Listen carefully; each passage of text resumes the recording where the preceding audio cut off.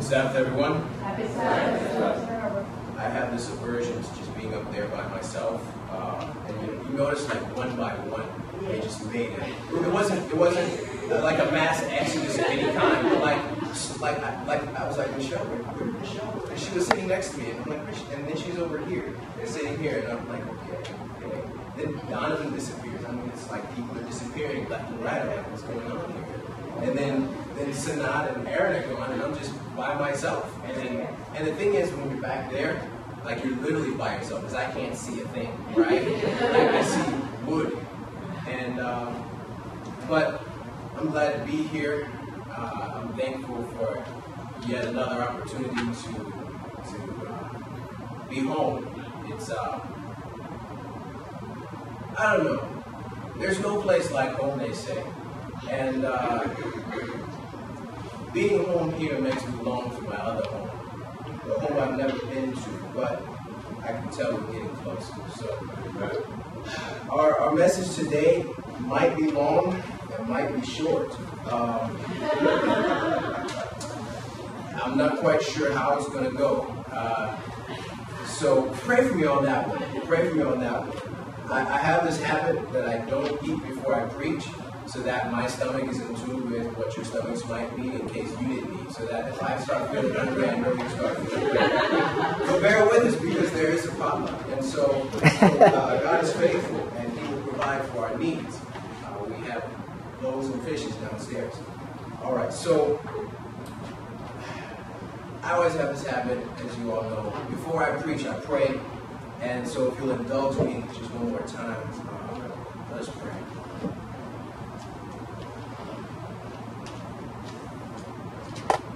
Holy Father, I come before you not as someone who is in any way prepared to present a message. Father, if I drove all the way down here to speak, and I speak, Father, the trip will have been in vain.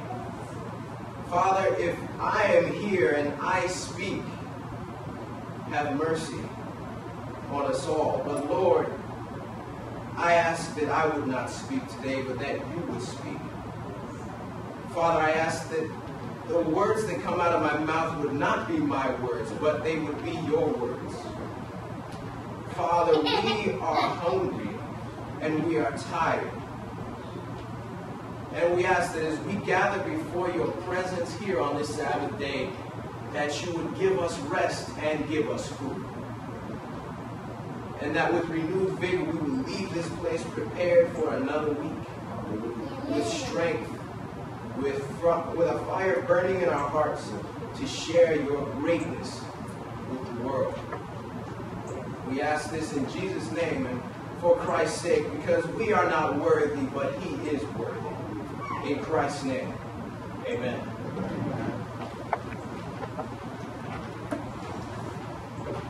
Remember your Father. Our message today is entitled, Remember Your Father. Now, I know the difficulty of presenting a message entitled Remember Your Father, because many of us come from many different backgrounds with many different kinds of fathers. But in order for you to understand where I'm coming from, let me tell you a little bit about my father. If that's all right, Dad. Is that okay? I don't know. What you going to say? We'll make it a surprise. We'll make it a surprise. Our scripture reading this morning came from Proverbs chapter 23, and if you'll turn there just for a moment, let's look at it just for a moment, just to rerun what words of wisdom the Lord might be saying to us. Remember your father is our message. Proverbs 23, and we'll be reading verses 22 through 26. Verse 22 of Proverbs 23 reads, Listen to your father who begot you, and do not despise your mother when she is old. Buy the truth and do not sell it. Also wisdom and instruction and understanding. The father of righteousness will rejoice greatly, and he who begets a wise child will delight in him. Let your father and your mother be glad, and let her who bore you rejoice. My son, give me your heart, and let your eyes observe my ways. Now, I remember when I was a child, my dad, my father, I think I must have believed he was a superhero. On some level, I still do believe that my father is a superhero. But I remember when I needed him, I would call on him, and he would be there. I remember, okay, story time. Story time. This is going somewhere. We've got a new concept we're going to pull from these stories. When I called my father, he was there. I remember I was a small child, and we had gone to a brand new hardware store that had just opened up, and they were giving all the kids balloons. It was the first time I had ever had a helium balloon in my life, and I was fascinated by it because I had other balloons, and you drop them and they fall. This one you let go and it floats. And so I had it tied to my wrist all day, and I was just watching my balloon. Got home and I was playing with my balloon. I taped feathers to the ribbon so that it would be weighed down just enough. It wouldn't float all the way up, but it would be light enough that it didn't fall all the way down. I was just watching it float around and just experimenting and having a blast. And then I decided to try it outside. And I took it outside, and just as I stepped outside the door, one of those feathers fell off. Just one feather fell off. And I let my balloon go, and it floated, and it rose, and it kept rising. And I remember the first words that came out of my mouth were, "Daddy, catch it!" Now, my dad, of course, he was not in a position or a location where he ever would have been able to catch it. But I was so believing in my father that if anything happened, I would call out to my father, and he would be right there. And sometimes I didn't even have to say his name. I remember a fateful day. A lot of things happen when I make spaghetti. I learned that. I was making spaghetti, and I remember my mother, she was interfering with my culinary art. She came and she told me I had too much water. Now, if she hadn't told me I had too much water, it would have been just fine. But now, because I honor my mother, as we saw, it's also important to in verse 22, it says, "Do not despise your mother." I did not despise her, and I was okay. So I took the pot over to the sink to pour some of the water out. Boiling water. Did I mention the water boiling now? And I set the pot down on the edge of the sink, and as I set it down, some water splashed the pot.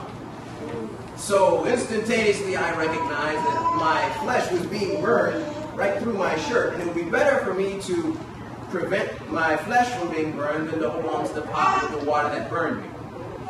So I let go of the pot and grabbed my shirt. That was really smart. And the whole pot of boiling water falls upon my foot. I'm not quite sure what pitch I screamed at, but I did scream. Yes, you did. And I remember hearing three distinctive sounds. Boom, boom, boom. Now, how many of you guys have been to my house in Dayton Liberty? You all may know that there's this staircase. Now, this house is 100 years old, maybe 120 now, right? So this is one of those old-fashioned wooden staircases that goes up more than it goes forward, There are 16 stairs. There are 16 stairs. However, I heard boom, boom, boom. One at the top, one in the middle, and one at the bottom. And before I could turn around, my father was there. You see, whether I called his name or whether I just cried out, my father was there. Remember your father. Remember who he is. Because I know my father loves me. I know my Father cares about me. And no matter what happens, I know He will do His utmost to protect me, to keep me safe. And so I know my Father, and I remember my Father. I can tell you countless stories of when I've called Him on the phone, whether it was my car's broken down or my body's broken down. I remember one time I was randomly coughing up blood, and I'm like, okay, Dad, what do I do for this? And he said, yeah, you go to urgent care for that. Even if He's redirecting me, I rely upon His expertise. I can recall many conversations I've had with my Father about women. And He's always set me on the right course. Because He's a wise man. He has one of the best women I've ever seen on the planet. And I gotta hand it to you, Pops. You got a good one. You got a good one. But I remember my Father because of who He is and because of what He does. He sets me on the right course. He gives me good advice. He's always there for me. I can count on Him for honesty. I can count on Him for justice. And that means that if He cares about me and if He understands me, then I'm safe. Because His care will say how far He will go. And His understanding tells me how much He knows. So if He will go so far and He knows so much, then I clearly must be safe. Remember your Father.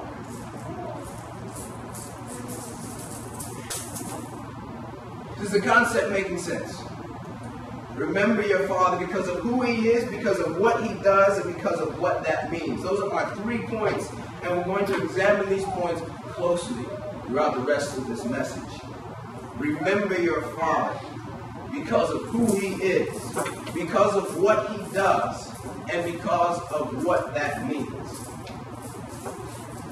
Now, I stand before you as feeling like one of the least qualified people to speak. Over the past 2 months, I've been through a lot that I believe would disqualify me from speaking on behalf of the Lord. However, my Father has worked some miracles in my life. And on the one hand, being here in Dayton, I am home.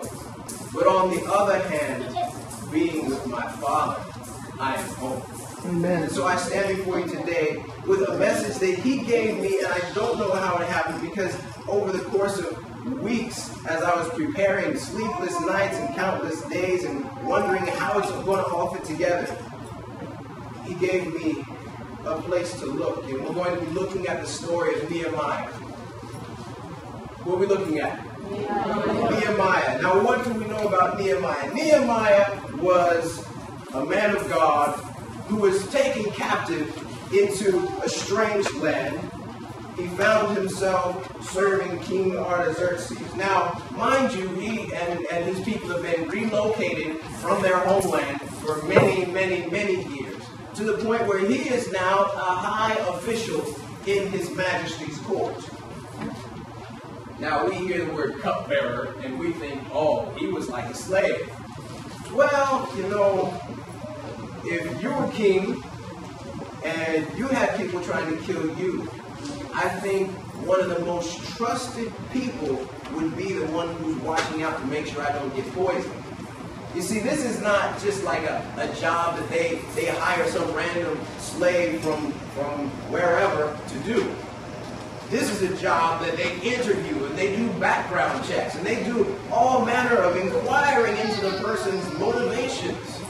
And he was found to be the man for the job, Nehemiah, a man dependable. And he turned it into his career. It was his profession now. This is what he did for a living. He would wake up in the morning, punch the time clock, bring His Majesty's coffee. And, throughout the day, whenever there was something His Majesty was going to eat, it went through Nehemiah first. It was successful. But, as we find in the beginning of Nehemiah, some news comes to him. Some tidings that bring a little bit of anxiety into his life. In Nehemiah chapter 1, we come across Nehemiah, the son of Hakaliah. It came to pass that in the 20th year when he was in Shushan, his brethren of the survivors from Jerusalem came to him. And it says that they said in verse 3, the survivors who are left from the captivity of the province are there in great distress and reproach. And the wall of Jerusalem is broken down, and its gates are burned with fire. You see, this was news to Nehemiah, but it wasn't new. This was something that had been the case for some time now. And as the news reaches Nehemiah, as he discovers that the home city is in disarray, this breaks his heart. You see, I'm gonna go so far as to say that the home city in our lives is our relationship with God. The home city in our lives is our standing with our Father. And sometimes we can become so preoccupied with our jobs that someone needs to come and tell us what's going on at home. And so the news comes to him, and when he recognizes what's going on at home, it says, when I heard these words in verse 4, I sat down and wept and mourned for days. But Nehemiah remembered his father. Amen? I said, Nehemiah remembered his father. He says, I was fasting and praying before the God of heaven. You see, he didn't just say I was fasting and praying. He didn't just say I was fasting and praying before God. But he said, I was fasting and praying before the God of heaven. Now, why would he go so into great detail to describe how he was doing this? He was fasting and praying. Well, fasting and praying is good, but for what purpose? Well, he was bringing his petitions to God. Well, to what God? To God in heaven. See, he remembered who his father is. Yeah. You remember what? Who his father is. By the way, it's okay when I ask a question if you respond. Just want to put that out there. So, he remembered what? Who his father is. Who his father is. And it says in verse 5, and I said, I pray, Lord God of heaven, O great and awesome God. You see, I get a picture of somebody who is completely cognitive of who his father is. He's not just saying, you know, God, I have a problem, but he's saying, God, who is awesome, who is almighty, who is above all. Because sometimes we have to tell God who he is, not to remind him, but to remind us. That's right. Y'all didn't hear that. That's right. I said sometimes we have to tell God who he is, not to remind him, but to remind us. And so he reminds himself who God is. He said, you keep your covenant and mercy to those who love you. And then he says in verse 6, please let your ear be attentive and your eyes open, that you may hear the prayer of your servant, which I pray before you now, night and day. For the children of Israel, your servants, confess the sins of the children of Israel, which have sinned against you. Both my father's house and I have sinned. He confesses his problem and his people's problem. But ultimately, the first thing that we have to remember is he remembers who he is. Who is God? Just let me take a random sampling of the population. What would you tell me if I asked you? If I asked you, who is God? What would you say? Creator, Savior. Shout him out, shout him out. Who is God? Provider, Deliverer, Father. You see, sometimes, you know, I think maybe we need to remember who God is. I was reading something that jumped out at me. You guys know the story of a fellow by the name of Job? You see, Job had some serious stuff happen in his life. And Job had one little problem. You see, and I found that I've had the exact same problem. When we remember our Father, when we are seeking the Lord, what do? Too often this is the case. We say, I am seeking the Lord. Where are you?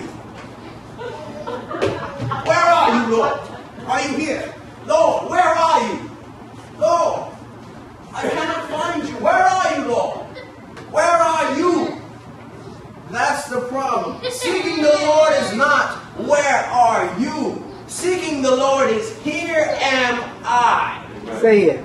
You see, seeking the Lord is not about you trying to find God, because He's got this whole universe thing going on that's just not accessible to you and I. But rather, when you seek the Lord, seeking the Lord is, here am I. This is where I am. This is what I am going through. Not where are you, but here am I.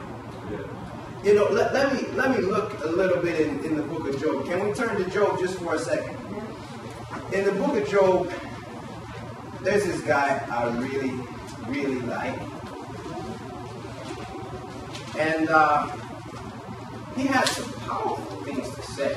You know, we've got these four fellas who come to comfort Job, and it says that when they saw him, they sat there for a week, speechless, because they didn't know what to say.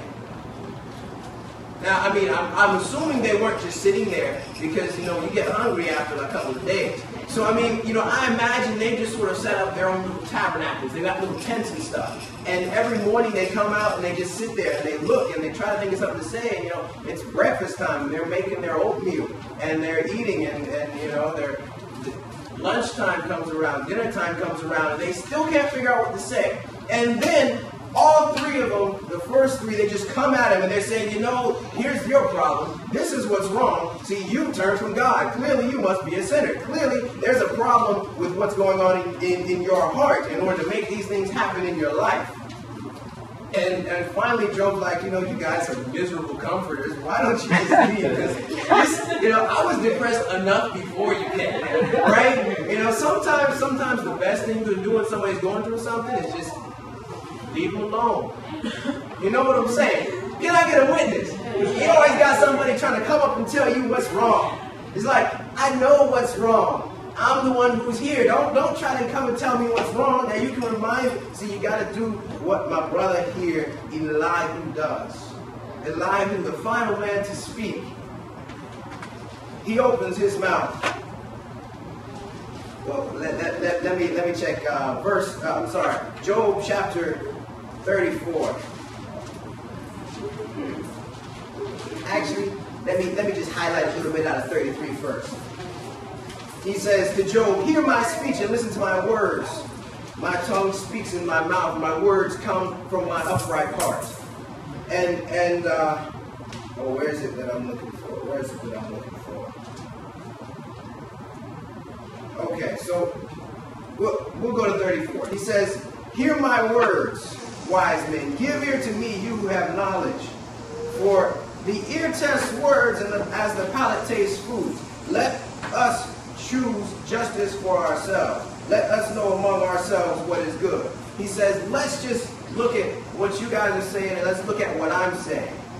In verse 30, chapter 35, I'm just going to highlight the beginnings of what he's saying here and there. He says, do you think this is right? Do you say, my righteousness is more than God's?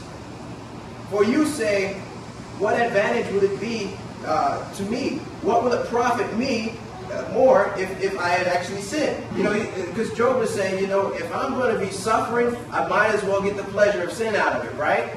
I mean, and that's really kind of a valid argument if you're just thinking about it from a, well, if I'm going to suffer, let me at least have a little bit of fun doing it, right? But he says, I will answer you and your companions with you. Look to the heavens and see. Behold the clouds. They are higher than you. If you sin, what do you accomplish against him? Or if your transgressions are multiplied, what do you do to him?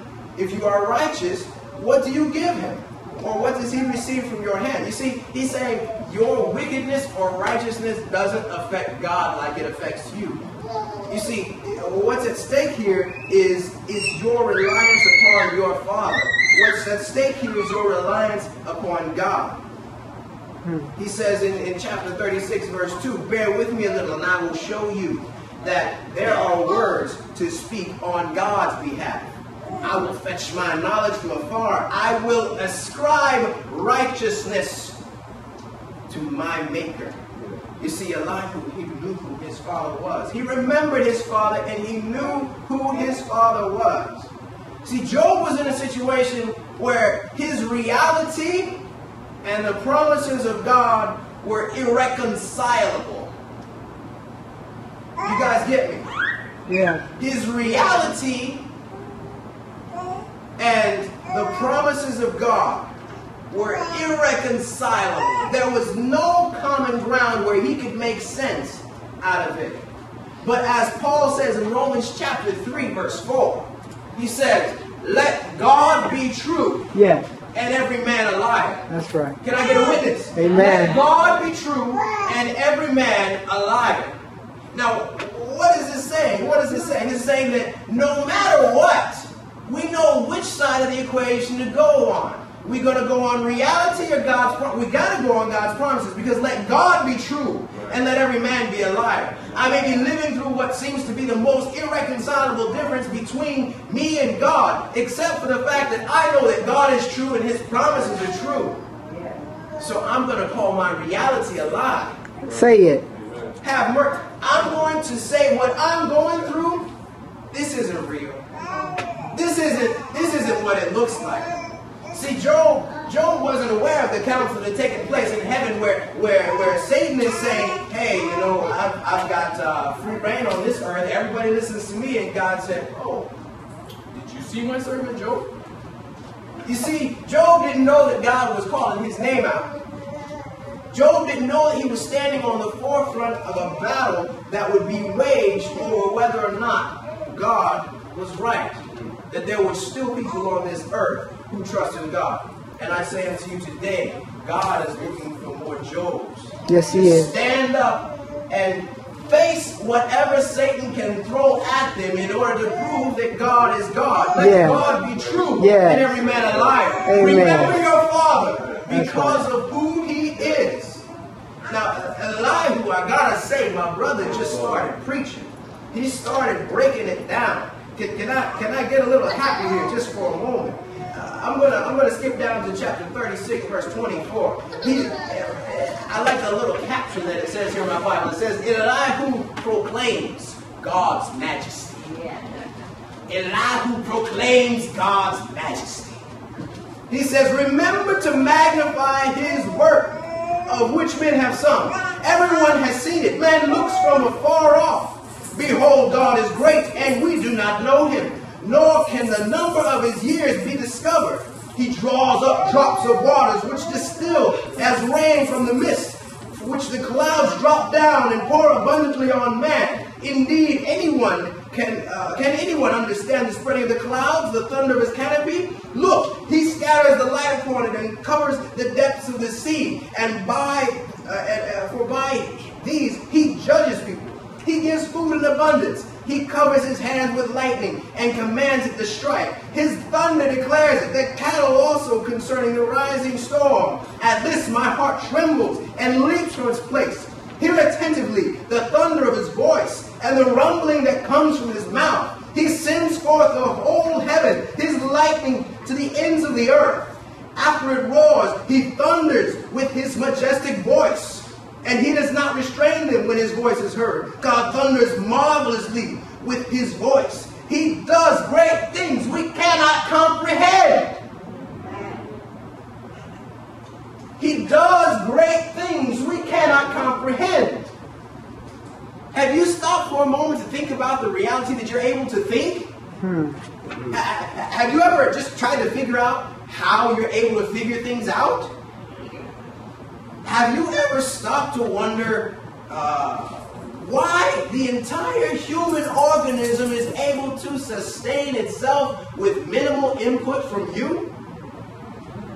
Did that ever cross your mind? The fact that when your body needs sleep, you fall asleep? It's time for the body to shut down. It shuts down. What is that? How did that happen? Did it ever cross your mind that when you go to open your mouth and say some words, you don't even have to necessarily, I can testify. I know people who don't think before they open their mouths. You don't even have to think. It just opens and words come out.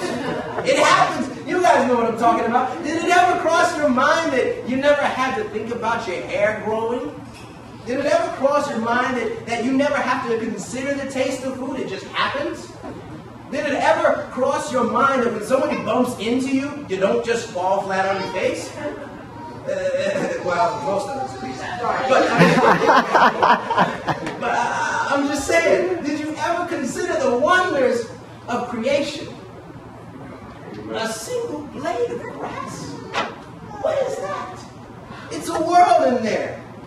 It's a world in a single blade of grass. You've got these little cells going about. You've got this thing called photosynthesis. When the sun shines down from heaven and feeds sunlight to the plant that gives it energy to grab more food from the soil.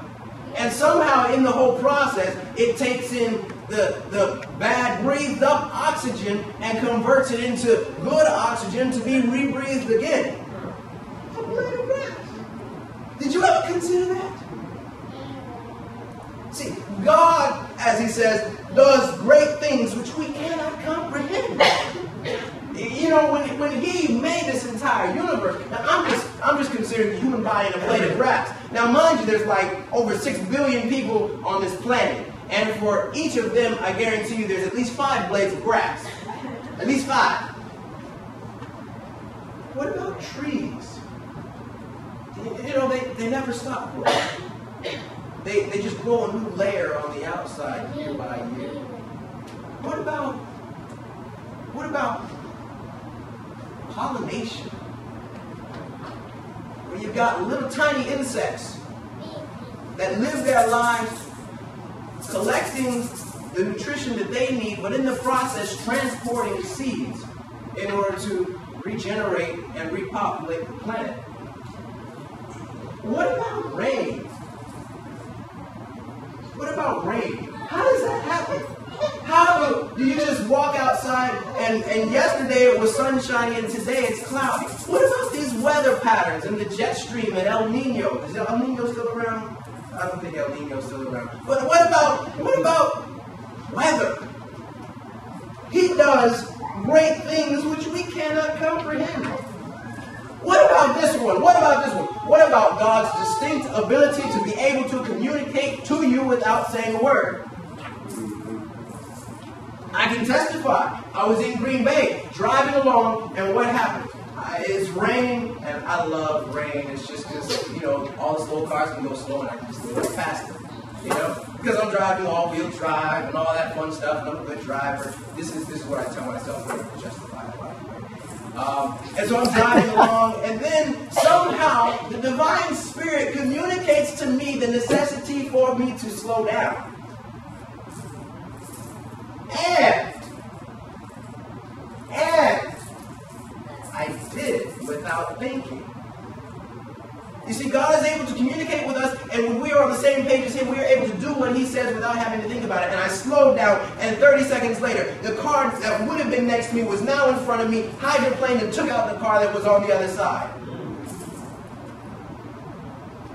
God does great things which we cannot comprehend. Amen. Remember your Father. Remember who He is. God who is able to create life and could have spoken Adam into existence, but formed him with His hands and formed within him enough changeable data in order to create 6 billion people today. You know, inside of Adam was everything that populates humanity on this planet. Everything. Even Eve came from Adam. Okay? He does great things which we cannot comprehend. Elihu will testify to. In verse 6 he says, For he says to the snow, fall on the earth. Likewise, the gentle rain and the heavy rain of his strength. He seals the hand of every man, and all men know his works. He says in verse 14, listen to this, O Job. Stand still and consider the wondrous works of God. Do you know when God dispatches them and causes the light of his cloud to shine? Do you know how the clouds are balanced? I didn't even know clouds are balanced. I didn't know that. I was reading the Bible and I'm like, do you know how the clouds are balanced? I'm like, oh, they're balanced. Okay. Like, it was news to me that the clouds are just balanced. I don't even know how the clouds are balanced. He said, do you know how the clouds are balanced? He says in verse 19, challenging Job, teach us what we should say to him. Teach us what we should say to him. What should we be saying to God? Tell us, Job, what should we be saying to God?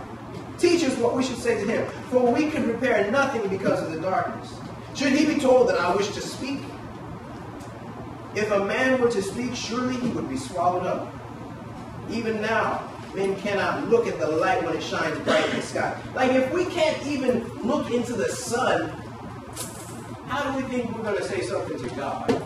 Talking about, where are you? Where are you? Remember your Father. Because of who he is. He is omnipotent. You know, it comes from two words, omni and potent. And the potent is power. Omnipotent. He has all power. Remember, he says in verse 23, as for the Almighty, we cannot find him. He is excellent in power, in judgment, and in abundant justice. He does not oppress. Therefore, men fear him. He shows no partiality to any who are wise at heart. And then I love it because as soon as Elihu finishes, then God speaks up. God has been silent for 30-some chapters. And then God enters out of the whirlwind. And he says, he literally says to Job, you can find it verse after verse, he says, prepare to defend yourself. And then he goes on to talk about how he's able to create clouds and make rain, how he's able to provide for the needs of all living creatures upon this planet, how he is able to create ecosystems that sustain themselves, how he is able to do things which we cannot comprehend. And in Job chapter 40, after some stern rebukes, Job's response to God in Job chapter 40 verse 3. Then Job answered the Lord and said, behold, I am vile. What shall I answer you? I lay my hand over my mouth. Once I have spoken, but I will not answer. Yes, twice, but I will proceed no further. You see, Job finally remembered who his father was. Yeah. Remember your father because of who he is. And when he realized that he was going off on this quest, where is God? I cannot find him. When he should have been, here am I, your servant. When he realizes, he says, I put my hand over my mouth. You know, I've been really amused to just watch people's mannerisms. And you know, no matter who it is, no matter where they are, when they put their hand over their mouth, you know something just happened. When somebody puts their hand over their mouth, you know something big just went down. And Job puts his hand over his mouth and he said, I spoke once and I can't say anything else. Twice, yeah, but I'm done. Done. And then God challenges Job even further and says words that have stuck with me ever since the first time I heard them. He says in verse 8, would you annul my judgment? He's saying, would you say my judgment is just off? Would you say to God, you know, you just don't quite have that figured out, God? He says, would you condemn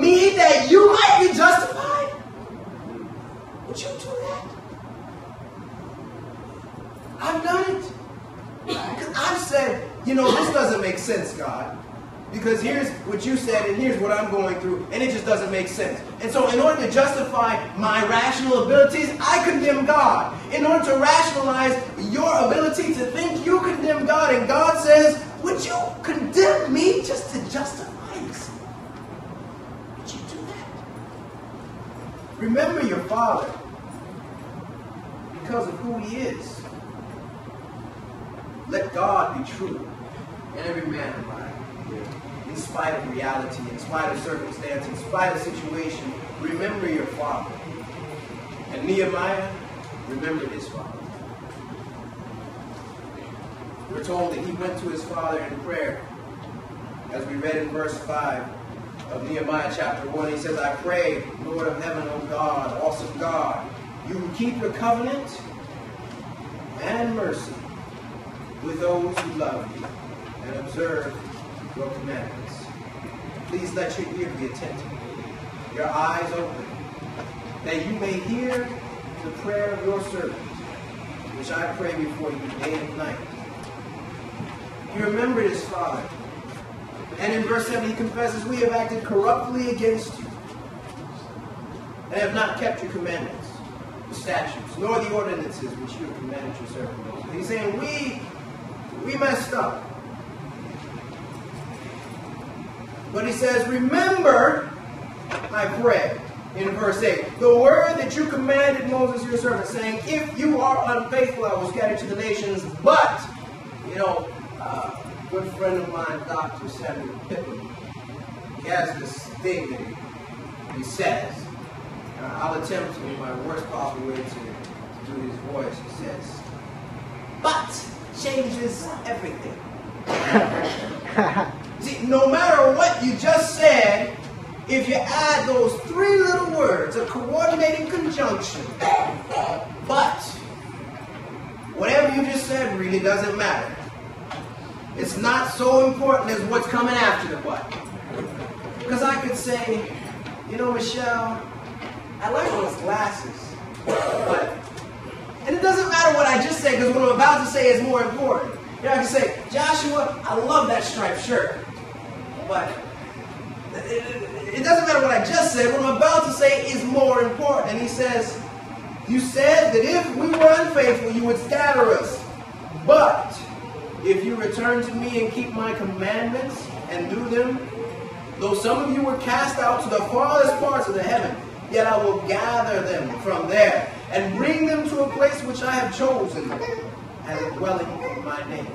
He says, we have sinned and you did just like you said, and you scattered us abroad, and now we're all over the face of the earth. But you also said that if we returned, you would have mercy upon us and you would bring us back home.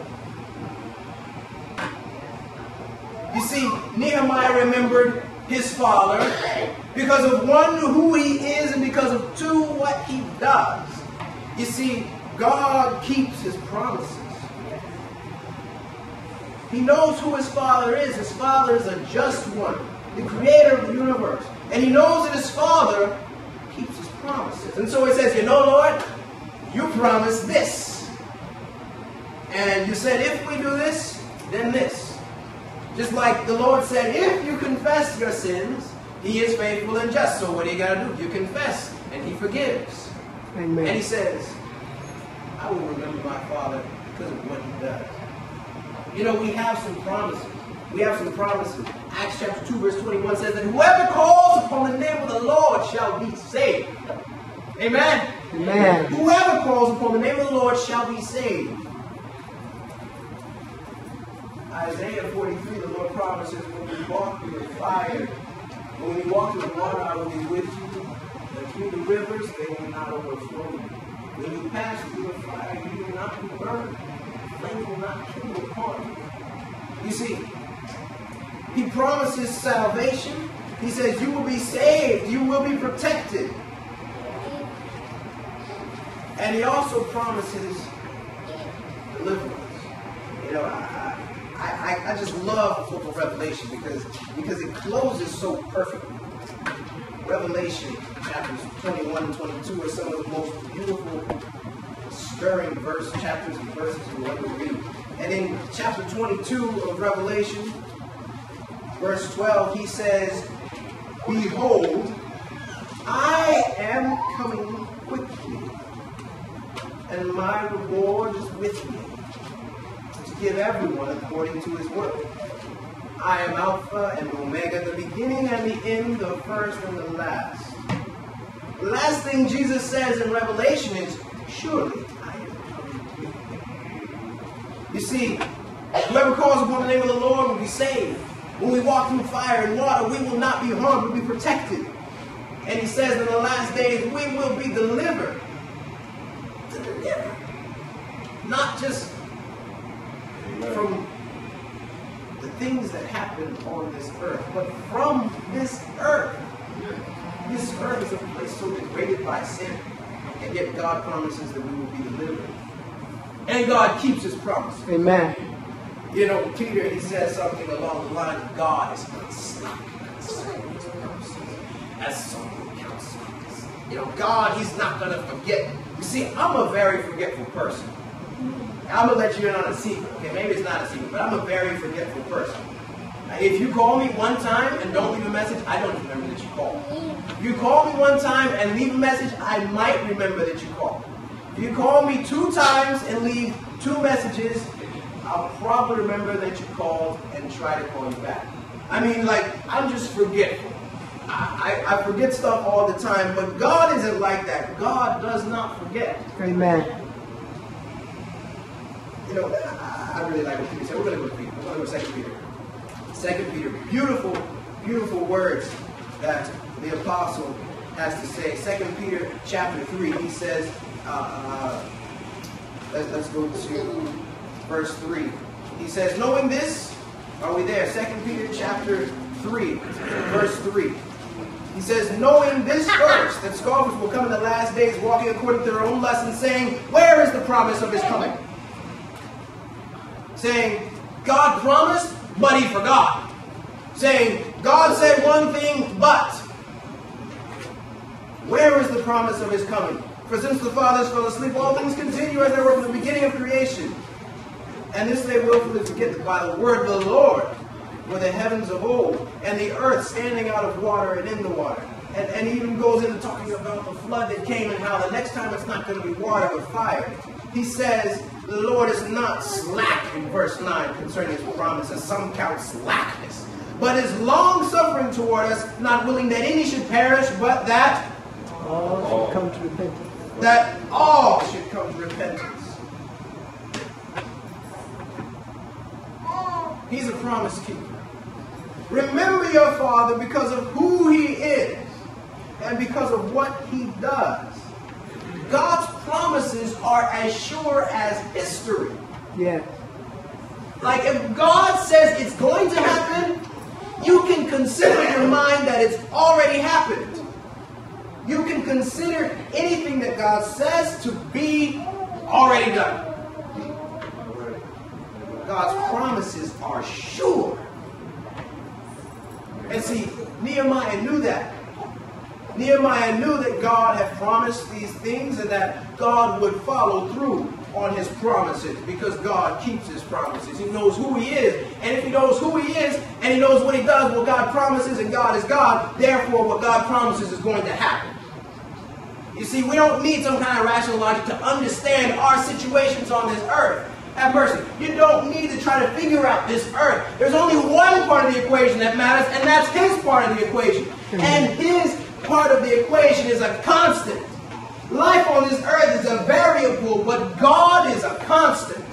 So are you going to major in minors and worry about every situation that takes place on this earth and focus yourself on the vicissitudes of life and, oh, woe is me, I wish I knew where God is? Are you going to do that, or can you just remember who he is and what he does? Just a couple of things you need to remember in this life. Who's your father and what does he do? You know, we can say that with our fathers on earth. People have right, oh, well, my father's a maker. My father does this. You know, my father created this world and he keeps his promises. Amen? Amen. So what happens? The Lord impresses upon Nehemiah's heart that he needs to go. He knows his homeland is in disarray. He knows that there's all manner of stuff happening. But God is what. And see, Nehemiah was a man of prayer. He knew who his father was, and he spent every moment, every situation. When he's before the king, and kings, they were masterminds at understanding and reading people, because you've got people coming in. Oh yes, king, we do this and we do that. And the king needed to be able to see through the lies and the tricks of different people, whether it's in a treaty or whatever it is. And he sees Nehemiah coming in day after day for several months, and he's like, something's wrong with this guy. And he does his background check. He's like, no, he's not sick. Okay, and so what happens is the king, Artaxerxes, in Nehemiah chapter 2, he says, why is your face sad? In verse 2, he says, since you are not sick, this is nothing but sorrow of heart. And it says, I became dreadfully afraid, and I said, may the king live forever. Why should my face not be sad? And he goes on to talk about how the homeland is. And then the king says, okay, so what do you want? Now, most of us at that point would have said, well, I'd like, and he would go off on a list.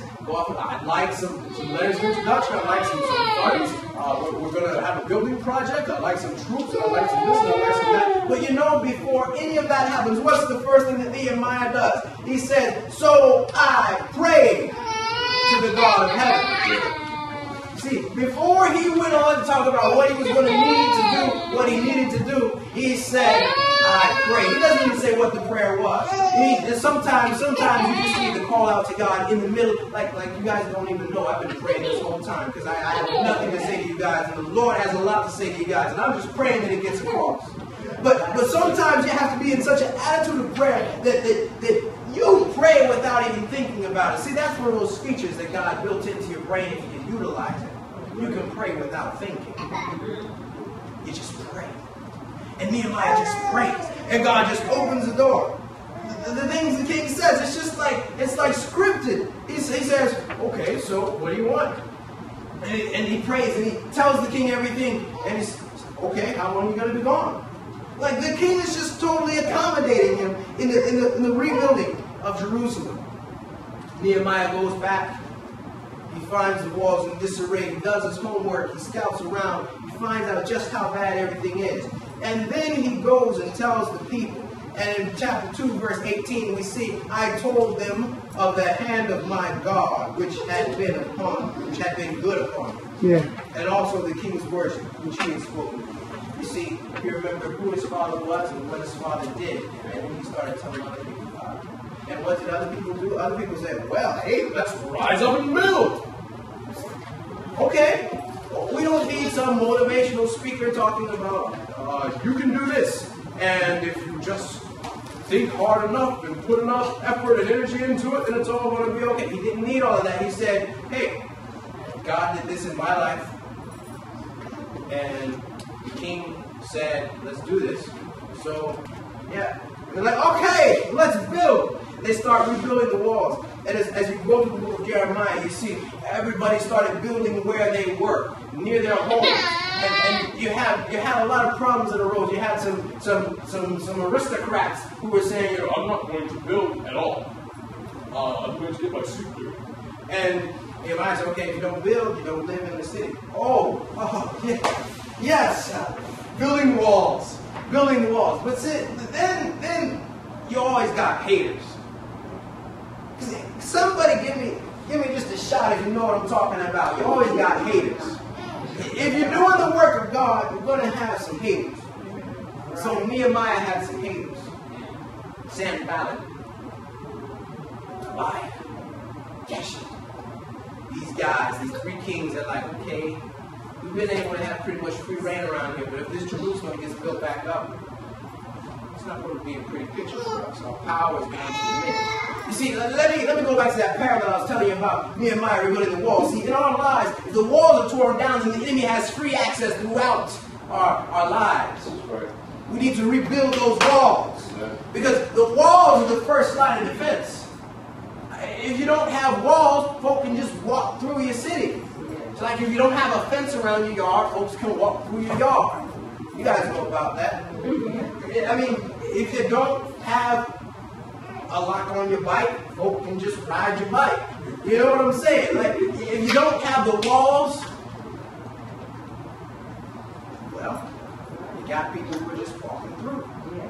Sometimes we get all salty because folk are walking all over our lives, hurting our feelings, and getting on our nerves, and getting under our skins. And if maybe there were just some walls, they wouldn't be able to walk all over our lives. And so instead of complaining about how folks are trashing our lives, we need to just build up those walls, those waste places that we have let go. Yeah. We need to rebuild. And Sanballat and Tobiah, they got really upset. Oh, they got really upset. They're like, okay, we need some plans. So they start spreading rumors. They're like, okay, yeah, well, they got a bunch of amateurs building these walls. These walls are going to last. Because you know, Sanballat, Tobiah, and Geshem, this is the devil right here. This is the devil just telling you, oh, you know, your plan's not going to work. You can't build those walls. You can't build them. You're not stealing them. You're mixing the mortar wrong. Look at you. They started spreading rumors. Oh, see, the walls are going to be so weak that even like a fox can break through the wall. Like a fox just come and scratch the wall and fall down. You just jump over and run through the city. And folks don't know what we're going to do. The 3 men are coming to tear down the walls and take Jerusalem. You know what I'm saying? It's like, what are we going to do? And you know, all throughout the book of Nehemiah, my man prayed. My man prayed. Whenever there was a perplexity, whenever there was a doubt, whenever there was a fear, he prayed. You know, just like I was saying, in Nehemiah chapter 4, verse 3, Tobiah the Amorite was beside him and said, whatever they build, if even a fox goes up, he will break down their stone wall. A fox is going to break down you guys' wall. But Nehemiah prays, hear, O God, for we are despised. Turn their reproach on their own heads and give them as plunder to a land of captivity. He's saying, Lord, you see what's going on. It's in your hands. Just give us the strength. Then folks start to get scared. And when we tear down the walls, well, maybe we need some protection. We need some protection. Start setting up fortifications around the wall. You got one man building the wall and one man standing there with a sword and spear to back him up, just in case somebody comes along. And God will see to it that the walls of the city are built. You know, as we get towards the end of the chapter, not of the chapter, but of the story, it says that they finished. That's right. They finished the wall. In just 52 days. You guys don't believe me. Nehemiah chapter 6, verse 17. Verse 15. The wall was finished on the 25th day of Elul. In 52 days. And when the enemies heard that, and the nations around us saw these things, they were very disheartened in their own eyes, for they perceived that this work was done by our God. Amen. You see, when you set about to rebuild those walls, because you know who God is, and you know that His promises are sure, what that means is the walls in your life will be rebuilt, and the enemies are going to say, well, what can we do now? They perceive that the work was done by God. Amen. Once those walls were built, I told you we had 3 points. This is the final point. Point number 1, remember your Father because of who He is. Number 2, remember your Father because of what He does. What He does. And lastly, remember your Father because of what that means. You got to know who He is. He's the one who runs this. You got to know what He does. He's the one who promises this. And you got to remember, what does that mean?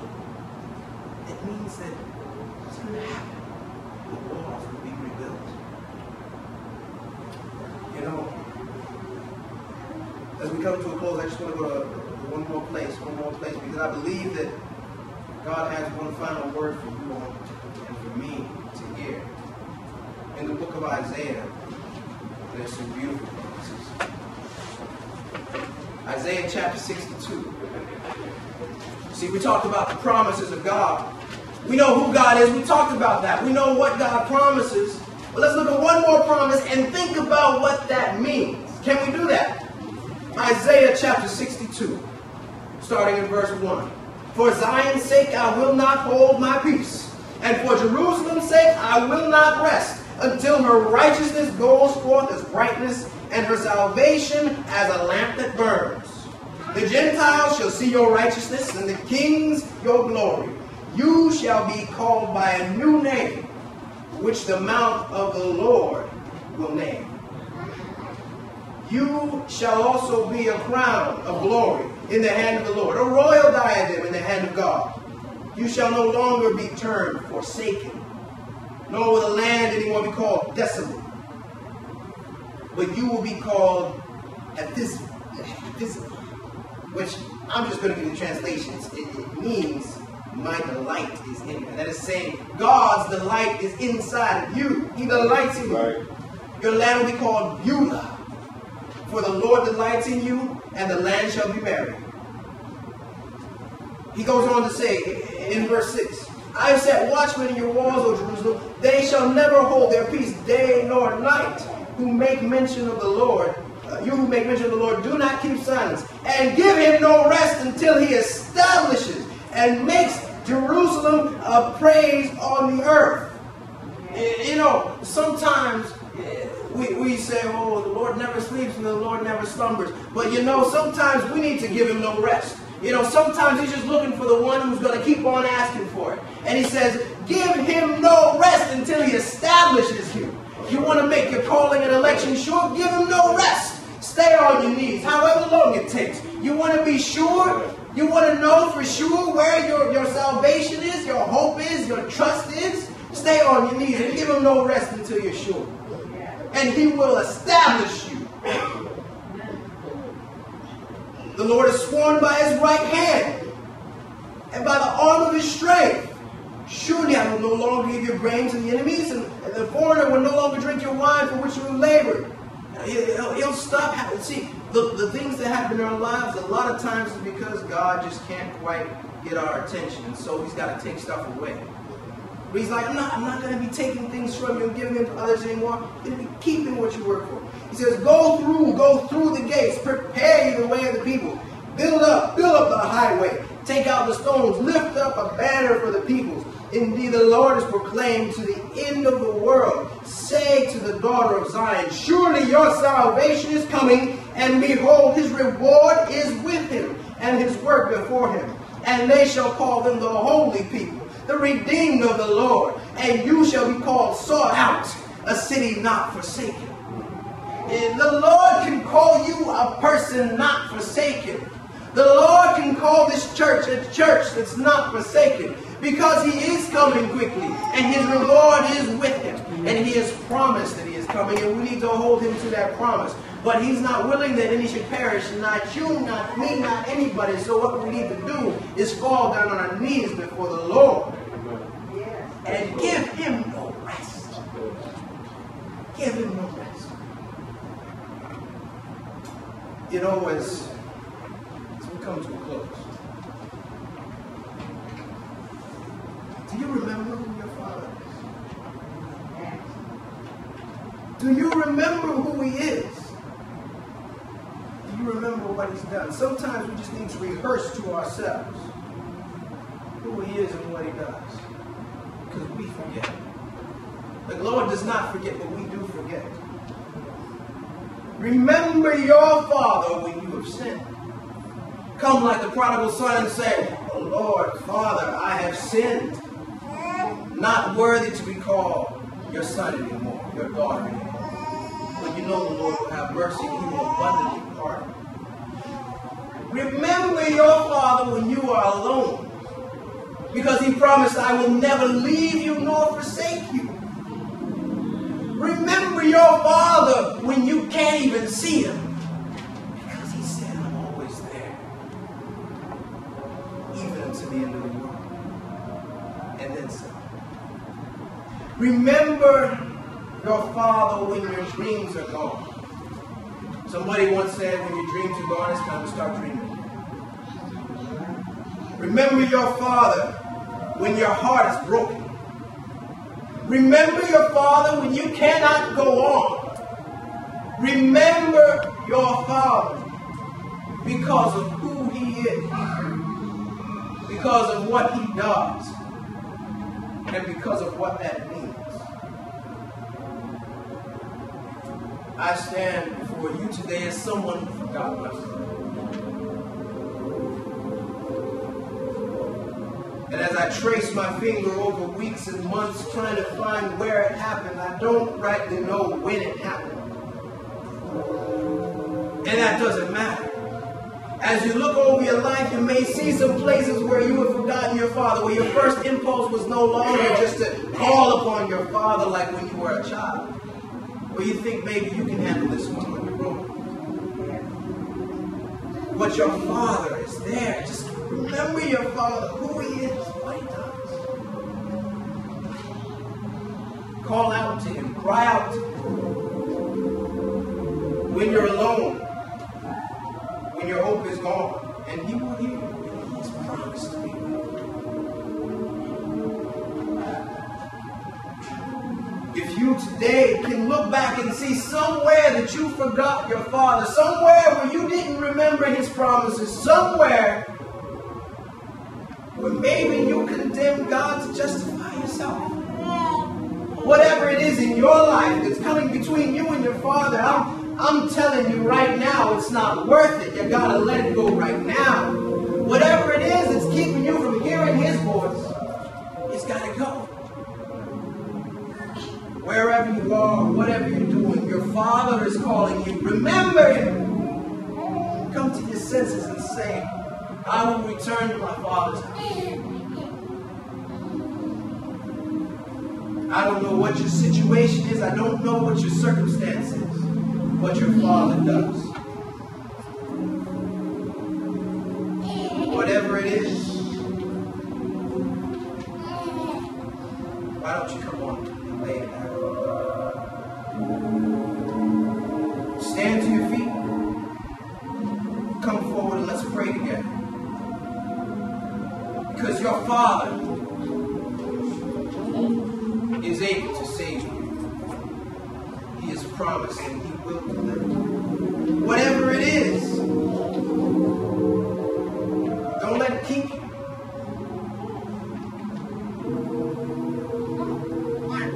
You know what it is.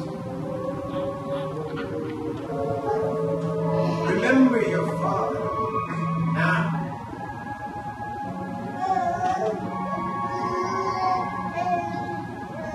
Stand to your feet. It's not for me. It's for you and for Him. Remember your Father.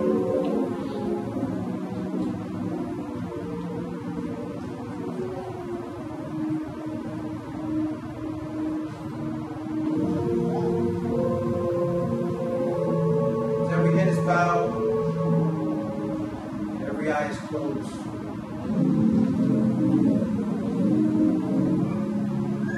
Father, we come before you, knowing who you are, knowing what you have promised. And Father, just as you have promised, we know you will deliver. Father, those nights when we cannot sleep, those days when we are not sure, help us to remember you, to hold you to your promises, and Father, to give you no rest, to cry out to you, Father, until you restore this place, until you restore in our hearts and our minds and lives your place as the only factor. Father, let this not have just been another sermon, but let this be something we remember. To remember you, Father. I ask this for Christ's sake. Amen.